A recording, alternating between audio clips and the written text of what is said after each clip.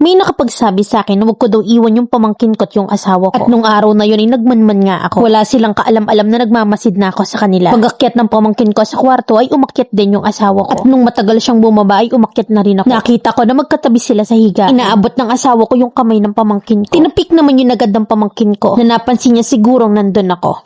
40 years old na ako at 41 naman yung mister ko. At 22 years na kaming nagsasama. Nung una masaya naman kami and by the way, wala naman kaming anak. Maraming beses kami nag-try pero ang sabi sa consultation sa amin ay mababa yung count ng sperm niya. Ang buhay namin ay hindi mo masasabing mahirap. Na kasi parehas kami nagsisikap mag-asawa pero mas marami yung sakripisyo ko kaysa sa kanya. Isa siyang lalamove driver at ako naman ay may tindahan. Nakiusap sa akin yung kapatid ko na patirahin ang anak niya sa amin at pag-aralin namin ng college. 20 years old na yung pamangkin ko at kumukuha ng BS Accountancy. Tinutulungan ko siyang mag-aral at gusto ko rin na ituring siya bilang isang anak. At itong asawa ko naman ibinigay kong lahat ng gusto niya, pati ang motor na gusto niya ibinigay ko. At inaamin ko na nawalan din ako ng oras sa asawa ko dahil busy ako sa tindahan. Yung mga panahong yun kasi inaamin ko na dumami yung utang namin. Yung motor mababatak na at pati yung bahay namin na mapo-foreclose na. Kaya ang buong araw-araw na naging routine ko ay ang magtinda. Hanggang sa nag-okay na nabayaran ko ng lahat ang dapat bayaran. Hanggang sa may nakapagsabi sa akin na huwag ko daw iiwan mag-isa yung pamangkin ko at yung asawa ko. Hindi niya sa akin sinabi yung totoong dahilan basta't yun lang yung sinabi niya sa akin. At nun ngang araw ding yun ay nagmanman ako. Napapansin ko na may kakaiba sa kanilang dalawa. Isang araw ay wala silang kaalam-alam na dalawa na nagmamasid ako sa kanila. At nung time na yun ay nasa taas ng bahay ang pamangkin ko. Biglang umakyat yung asawa ko at ang katwiran sa akin ay may kukunin lang daw siya. Ilang minuto na yung nakalipas pero hindi pa rin siya bumababa. Kaya't umakyat na ako at doon ko nakita na inaabot ng mister ko yung kamay ng pamangkin ko. At ang pamangkin ko naman ay tinapik niya ang asawa ko sapagkat napansin niya na may aakyat. At doon ko nakita na magkatabi sila sa higaan. At nung bumaba na yung asawa ko, kinausap ko siya at ang sabi ko sa kanya, bakit dun ka humiga sa tabi ng pamangkin ko? Na ang sabi mo sa akin may kukunin ka lang. At ang sagot niya sa akin ay magpapahangin lang daw siya. Pero napakalayo niya sa bintana na sinasabi niya magpapahangin siya. So doon na ako nagtaka. Sinabi ko sa mister ko na minsan nahuhuli ko sila na maaga silang nagigising pareho. At pakiramdam ko yung nagkikita sila. At sa tuwing maaabutan ko sila, nagugulat sila pareho. Pero sabi sa akin ng asawa ko na anak daw ang turing niya sa pamangkin ko at wala lang daw yun. Pero ang tanong ko sa kanya ay bakit nakakarating sa pamangkin ko yung lahat ng sinasabi ko sa kanya? Kagaya na lang na kapag nag-uusap kaming dalawa ng mister ko na wala naman doon yung pamangkin ko. Lahat ng napag-usapan namin ng mister ko ay nakakarating sa kanya. At doon ay nalaman ko na hindi lang pala ako yung nakakapansin sa dalawa. Pati na rin ang mga kapitbahay namin. Napaupo ako noon na parang binuhusan ako ng malamig na tubig. Na dahil naisip ko na lahat ng mga bagay na dapat ay noon ko pa nakita. May isang pagkakataon pa na lasing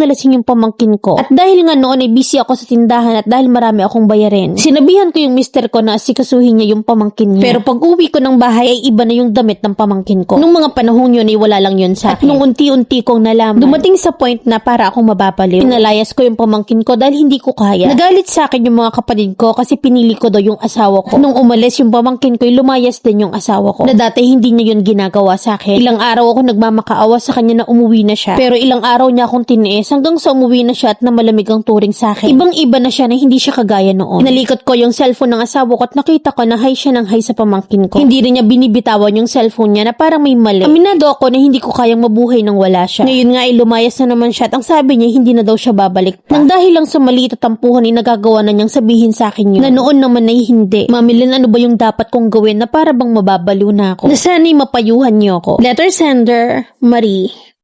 Makati ang pamangkin mo. Walang utang na loob, dapat lang na itakwil mo. Nagpapakain ka ng ahas. Hindi yan get sa mga kapatid mo kasi hindi naman sa kanila nangyari. Sana ganun din yung ginawa mo sa asawa mo. Na bakit ba kasi sinisisi nyo yung sarili nyo kapag niloloko kayo? Eh sila tong mali. Hindi mo kayang mabuhay nang wala siya, ikababaliw mo. Embrace the pain. Iiyak mo lang hanggat maubos. Makapag-socialize ka sa mga kaibigan mo, magpaganda ka, ikalma mo yung sarili mo. Ipakita mo na manhid ka. At kapag hindi ka na yan maramdaman, babalik yan. If hindi, life goes on. Isipin mong lahat ang turn off things sa kanya. Iwasan mong magmakaawa kasi lalo kang tatangahin niya. Tumor na pinakikita mong martir ka, hindi ka niyan susuklian. Ikaw na niloloko, ikaw pa yung naghahabol, edi lalong nagloko. Binibigyan mo lang siya ng lakas ng loob na magloko ulit. So expect mo na paulit-ulit na yan. E paano pa ngang babalik yan ginawa mong ginto yung itlog?